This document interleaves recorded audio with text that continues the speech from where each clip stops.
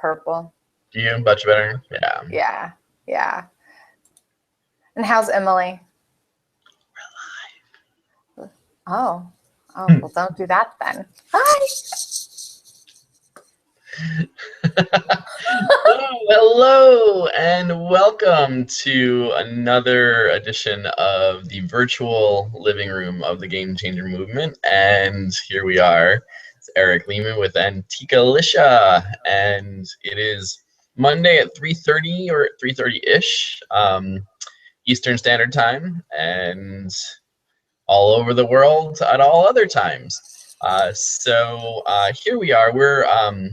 We're continuing this conversation about just what it means to raise digital natives. And what I mean by being a digital native is that there seemed to be this this shift that happened when kids were born into the era where the internet was alive and well, and email and gaming and all things digital were all that kids experienced. I mean, these are kids who don't have any comprehension of what a rotary phone was, or a black and white TV was, or an 8-track tape, or any of these things that,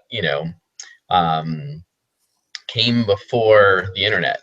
So I just feel it's a really amazing generation, because in truth, we have a lot to learn from them, because they were born into this time with zero resistance to the technology that we, who are considered to be digital immigrants, are learning about through their experience and through our own evolution. So I don't know, what's your experience in that kind of digital divide? Well, I don't really know anything else besides the fact that my kids can really figure out anything and do anything. And, I have this hair sticking out. Can't have that going on.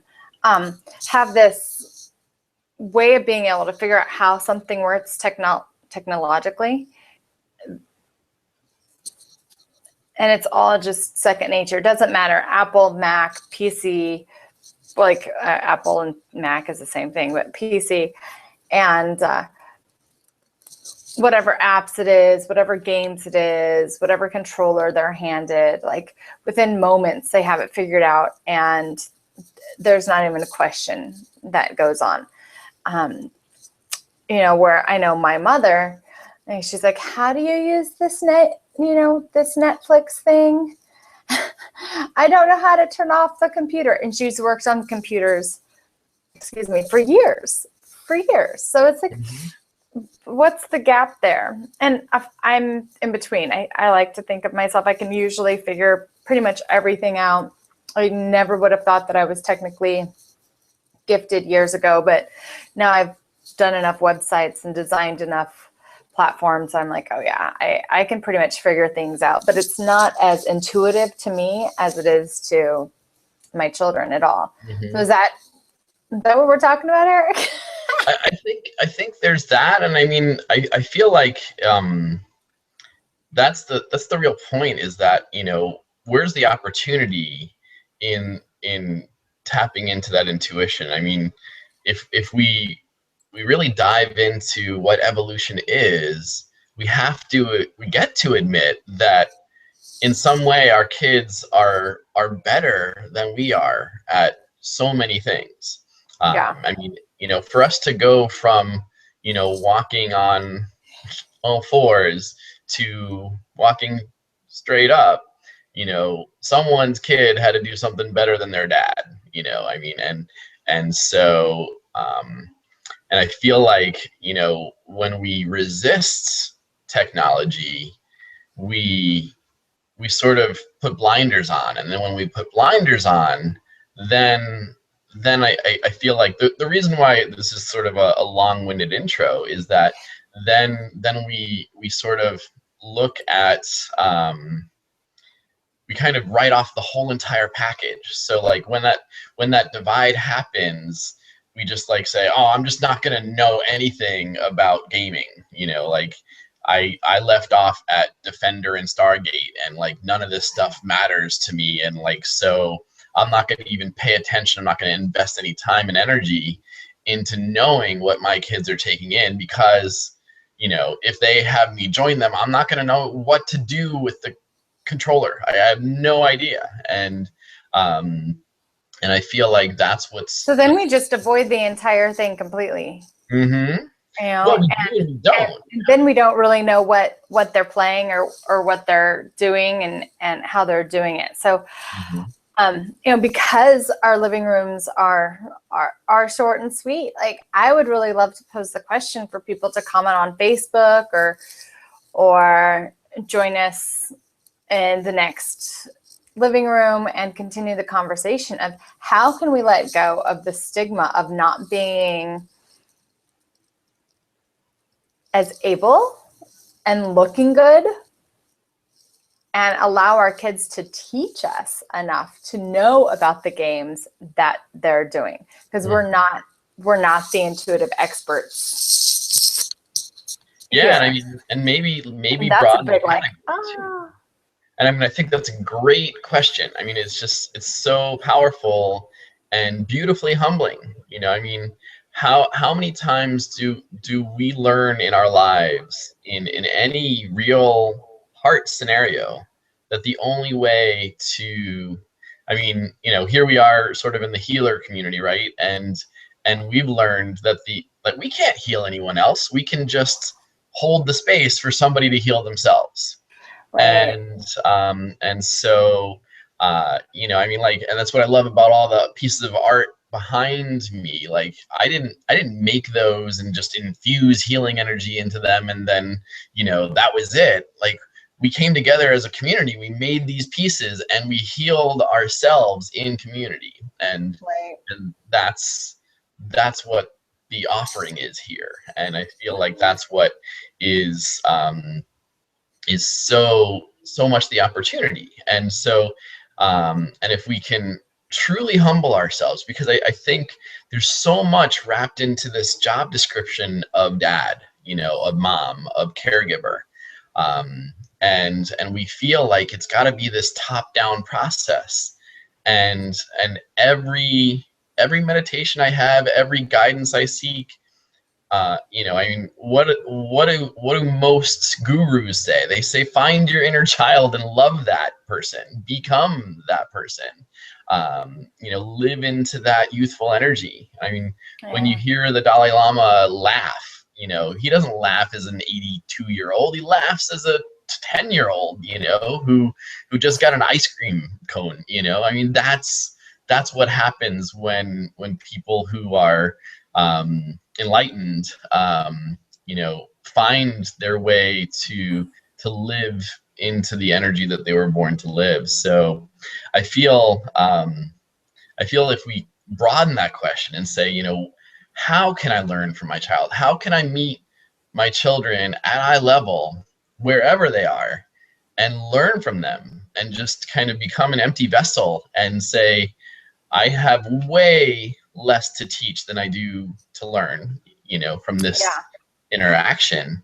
And I mean, I feel like that's what's bringing, that's why it's taken so long for the Game Changer movement to evolve, because the first year and a half was basically, how do I listen to what, you know, what's coming back, you know, like what is the feedback saying? And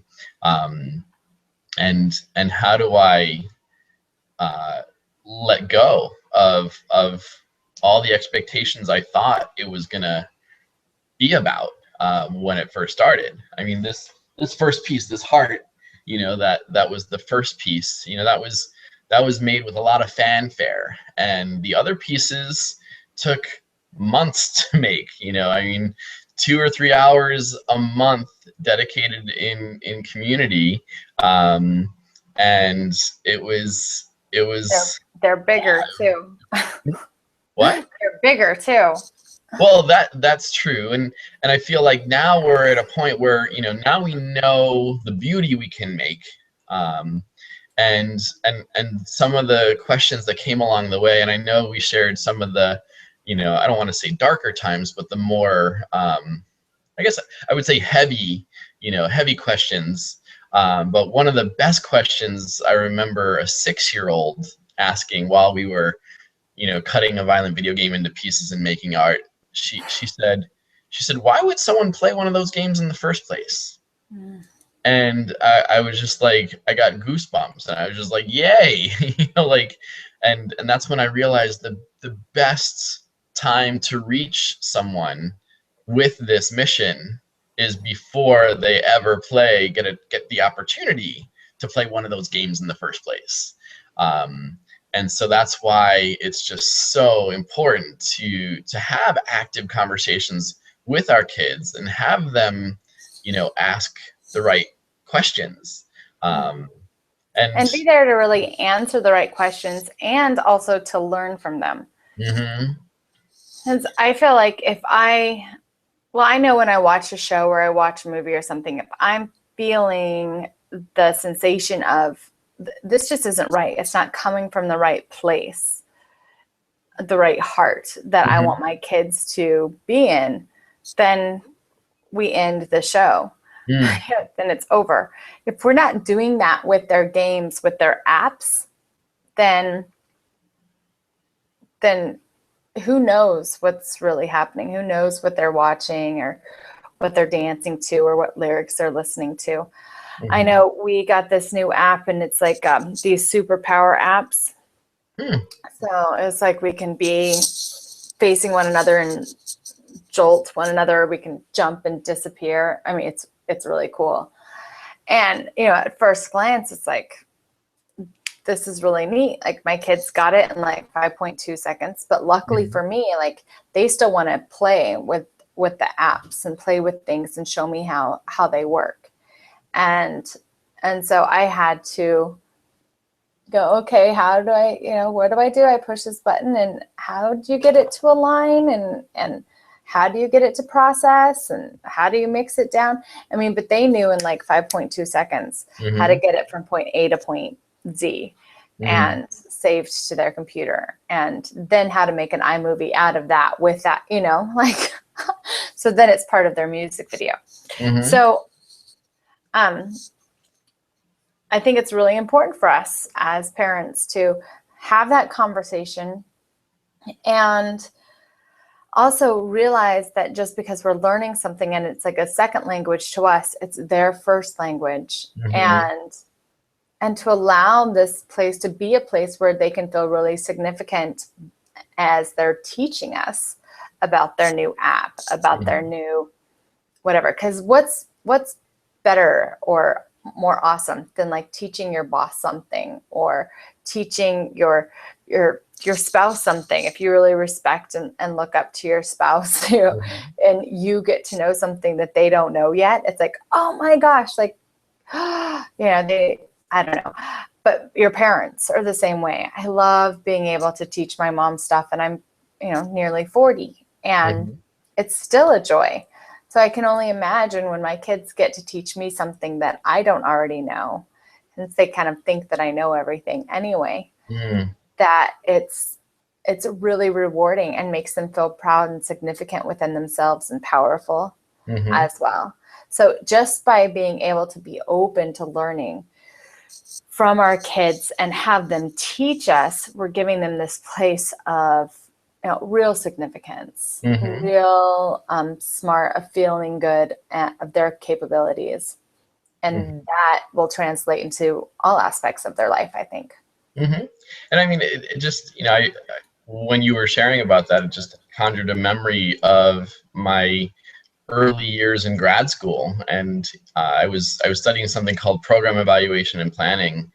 And I remember my mom, and I was adopted. So like, so I'm not from the same kind of like bloodline. So a lot of what I was curious about, what I was born curious about, was somewhat foreign to the folks who so graciously took me into their lives. And I remember sitting down at a diner with my mom, and she just said, Eric, I can't leave this diner, this meal with you until I understand what you're actually studying in grad school. And so like, it was just this really great moment of like, she just wanted to like better understand, I mean, so like there were so many, things stacked against our full understanding, because like we don't share this like genetic, kind of family lineage. So already we were beating sort of from a different heart, even though we cared deeply about each other. And that was an early symptom of this deepening digital divide. So I mean, and I'm still learning what program evaluation and planning was and how it relates to the rest of my life, because their generation, my parents' generation, was of the generation where you got a job at IBM and you stayed there until you got the gold watch, and then you retired, and that was your contribution to productivity on this planet. And that was okay. There's no judgments around it, but like, it's just the velocity of what it means to have a career or a path or a professional journey is just, it's exponential. And, I mean, it's just, and what I think I want to spend the next few minutes talking about is just embracing this whole concept of disruption, and creating, in essence, a category called conscious disruption. So, and I feel like you and I are uniquely qualified to host this living room, because disruption was one of the key words in both of our lives. And I was just kind of thinking into this, or feeling into this recently. I was just like, wow, like what makes this movement make so much sense that you and I can kind of, I don't want to say claim it, but can be about this. Because game change is a big deal. Changing our game and being something other than people thought we should be, or we thought we should be, requires disruption. And it almost requires constant disruption, constant reinvestigation, which is why, like, when I first created the Game Changer movement, I was thinking my goal was to get kids off the couch and get them off the game. And now I'm like, no, we got, the more learning, the more listening I did, the more I realized, no, this is too powerful of a platform. So I needed to disrupt my own thinking in order to make room for the true expansion of the Game Changer movement. So I mean, how does that? I think that is beautiful, and I think it really requires like a whole 15 minutes of living room time for itself. And I have about 30 seconds. So before my next client meeting happens. So I just, being okay with disruption, being okay with allowing a kid to teach us something, being okay with things not being the way that we want it to be, and still being significant as parents, still being